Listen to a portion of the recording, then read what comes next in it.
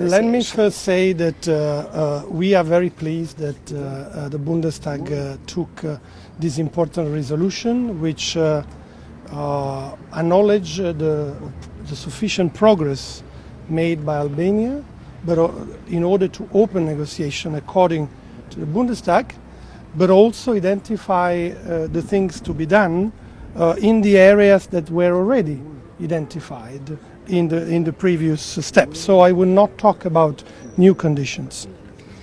Atëherë, faleminderit për pyetjen. Vërtet jemi shumë të kënaqur pikërisht për këtë rezolut kaq të rëndësishme që ka ndërmarrë Bundestagu gjerman. Në fakt, në anën e kësaj rezolute, Bundestagu gjerman thjesht njohu pra atë progres apo ecuri të mjaftueshme që kishte bërë Shqipëria në mënyrë që të çelë negociatat me Bashkimin Evropian, duke identifikuar po ashtu edhe disa fusha, të cilat në fakt ishin identifikuar më parë tashmë për Shqipërinë, kështu që nuk do të flas për kushte të reja.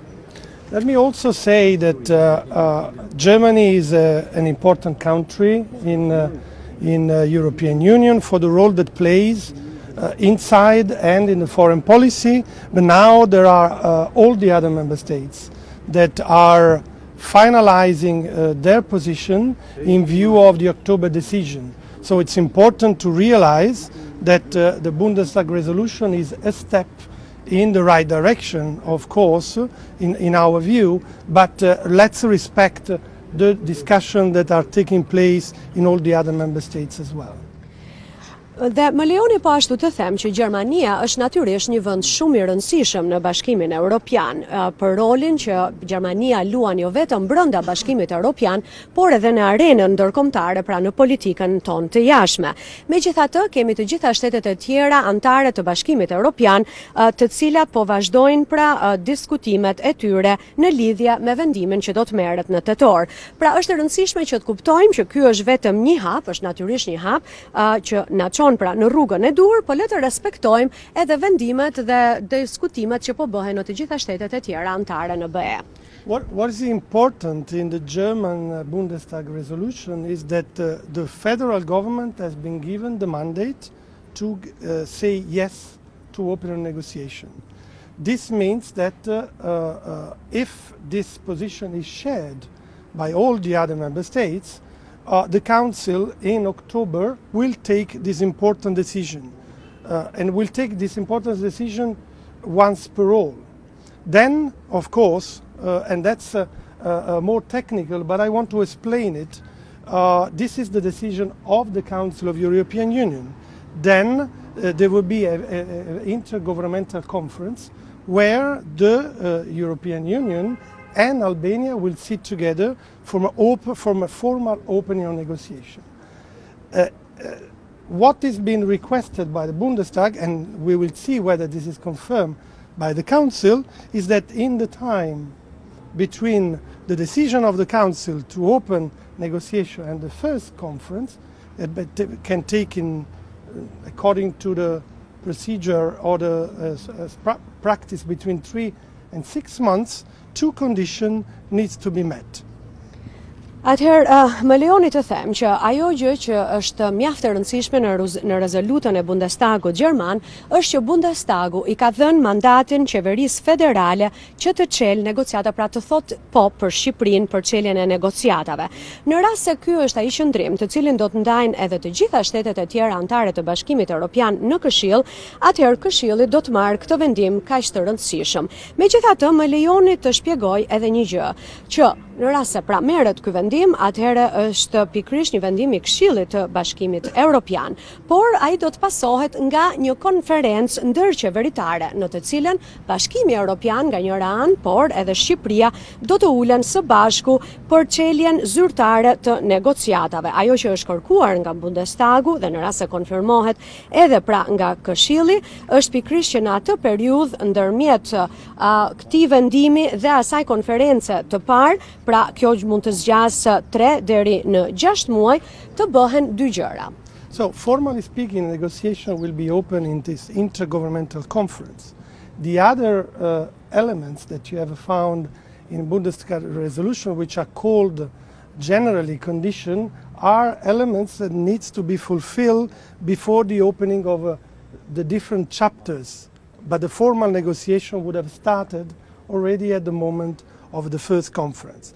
And this is important to explain for the process, for the commitment. And I want to stress this point of commitment. There is a need of commitment of all institutions of Albania. The government, the parliament, the Presidency of the Republic, the extra-parliamentary opposition, the civil society, the media.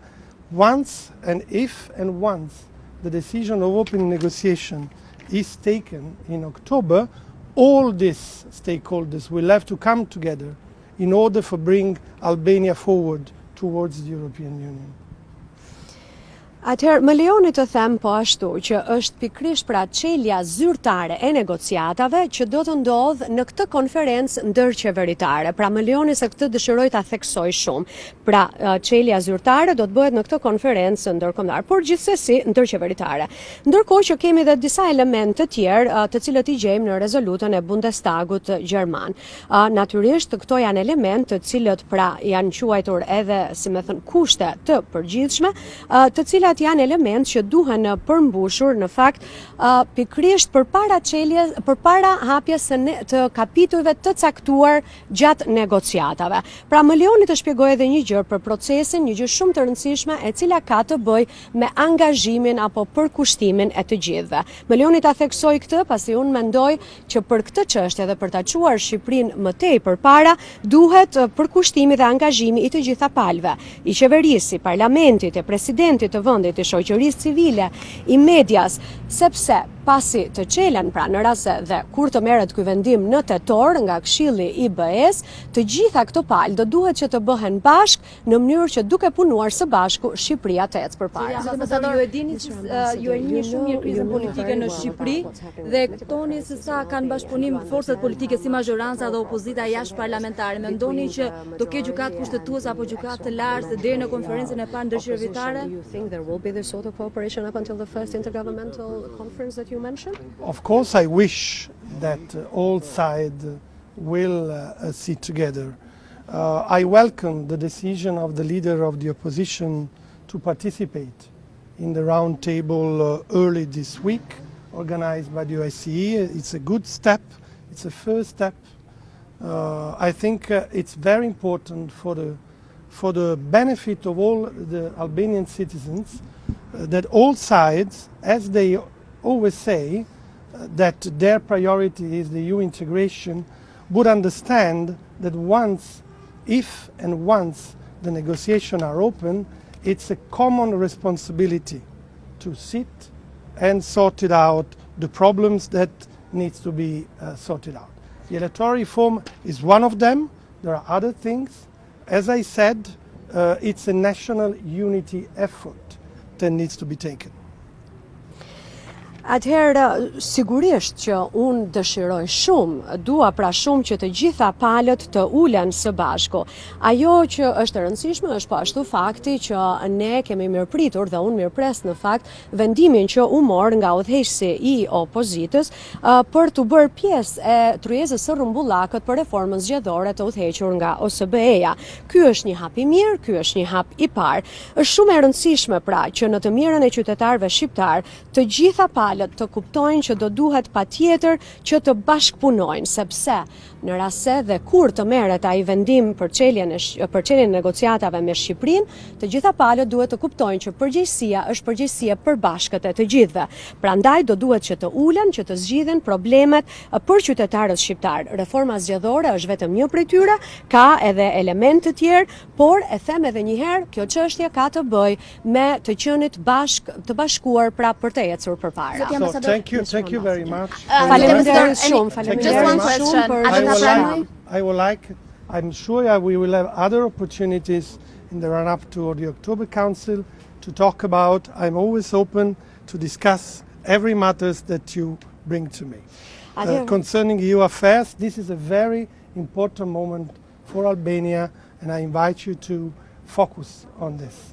Atëherë faleminderit të gjithëve, ju e dini që unë mirëpres gjithmonë bisedat me ju dhe natyrisht që ky është një moment shumë i rëndësishëm, një moment shumë i rëndësishëm për Shqipërinë dhe do t'ju ftoja të gjithëve të fokusohet pikërisht te kjo çështje.